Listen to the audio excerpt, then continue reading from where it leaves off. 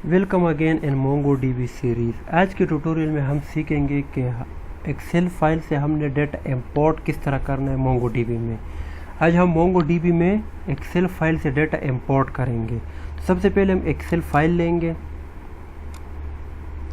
Payslip के नाम से हमारे साथ एक्सेल फाइल्स में तकरीबन 108 रो हैं। अब इसी डेटा को हमने इंपोर्ट करना है MongoDB में, लेकिन सबसे पहले हम इस फाइल को CSV फॉर्मेट में कन्वर्ट करेंगे। इसको CSV फॉर्मेट में कन्वर्ट करेंगे कॉमा सेपरेटेड वैल्यूज में। इसको हमने डेस्कटॉप पे सेव कर दिया। ये CSV फॉर्मेट में कन्वर्ट हो गया। अब इसी डेटा को हमने इंपोर्ट करना है MongoDB के डेटाबेस में। यहाँ एक्सेल फाइल में जो हेडर है ये MongoDB के डेटाबेस में एज अ कॉलम शो होंगे और ये बाकी जो डेटा है ये एज अ रो शो होगा। यानी कि हर कॉलम के साथ जितनी भी रोज है नीचे ये सारे एज अ रो शो होंगे और हर कॉलम का एक एक डॉक्यूमेंट्स बनेगा। तो तकरीबन इसमें हमारे साथ 108 रोज है तो 108 डॉक्यूमेंट्स बनेंगे। सबसे पहले हम 3D स्टूडियोज में एक डेटाबेस बनाएंगे। एड डेटाबेस पेस्लिप DB के नाम से एक डेटाबेस क्रिएट करेंगे। इसी डेटाबेस में हम एक कलेक्शन क्रिएट करेंगे। पेस्लिप के नाम से एक कलेक्शन क्रिएट करेंगे। अब इसी कलेक्शन में हमने एक्सेल फाइल से डाटा इंपोर्ट करना है।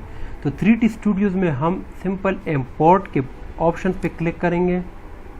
यहाँ पे CSV ऑप्शन सेलेक्ट करेंगे और यहाँ से हम वो फाइल सेलेक्ट करेंगे। यही फाइल है जो CSV फॉर्मेट में हमने कन्वर्ट किया था। इस फाइल को हम सेलेक्ट करेंगे। यहाँ से आप कोई भी ऑप्शन रख सकते हैं, लेकिन हम रखेंगे overwrite documents with same ID। Next.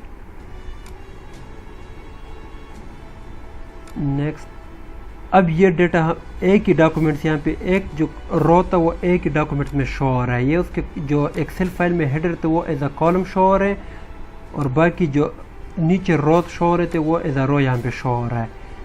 अब यहाँ पे आप अपने ऑप्शन भी रख सकते हैं। अगर आप चाहें तो यहाँ से मैं चाहता हूँ कि यहाँ से ये डेटा या ये डेटा मैं रिमूव करना चाहता हूँ, ये डेटा मैं इंपोर्ट नहीं करना चाहता MongoDB में, तो वो मेडिकल अलाउंस का जितना भी डेटा एक्सेल फाइल में वो मैं MongoDB में इंपोर्ट नहीं करना चाहता।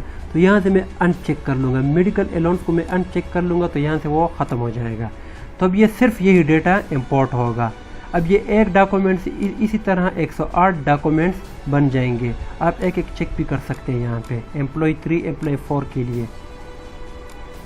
यहाँ पर मेडिकल अलाउंस शो नहीं हो रहा। अगर मैं मेडिकल अलाउंस को सेलेक्ट कर लूँ तो वो फिर आ जाएगा। यहाँ पे मैं मेडिकल अलाउंस का डेटा, अदर अलाउंस का डेटा मैं ये इंपोर्ट नहीं करना चाहता, मुझे सिर्फ यही डेटा चाहिए। नेक्स्ट और स्टार्ट इंपोर्ट। हम देखते हैं हमारा डेटा इंपोर्ट हुआ भी या नहीं। ये देख सकते हैं हमारा डेटा इंपोर्ट हो गया और इसमें वो 2 कॉलम जो है वो हमने रिमूव किए थे वो यहाँ पे शो नहीं हो रहे, यानी कि वो इंपोर्ट नहीं हुआ।